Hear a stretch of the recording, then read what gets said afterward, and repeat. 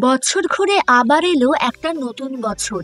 আজ শুধু পশ্চিমবঙ্গে নয়, কাশ্মীর থেকে কন্যাকুমারী সাড়ম্বরে উদযাপিত হচ্ছে নববর্ষ। ভারতের কোথায়, কি নামে ও কিভাবে পালন করা হয় নববর্ষ? পশ্চিমবঙ্গের পাশের রাজ্য ওড়িশাতে বাংলার নববর্ষ পালন করা হয় পানা সংক্রান্তি নামে। গুজরাটে নববর্ষ পালিত হয় বেস্ট বরস নামে। গুড়ি পাদোয়া নামে নববর্ষ পালিত হয় মহারাষ্ট্র সহ গোয়া, মধ্যপ্রদেশ, দাদরা, নগর হাভেলি এবং দমন ও দিউতে। দক্ষিণী রাজ্য অন্ধ্রপ্রদেশ, তেলেঙ্গানা, কর্ণাটকে নববর্ষ পালন করা হয় উগাদি নামে। আসামে বোহাগ বিহু বা রঙালী বিহু নামে নববর্ষকে উদযাপন করা হয়। কেরালায় নববর্ষের নাম বিশু।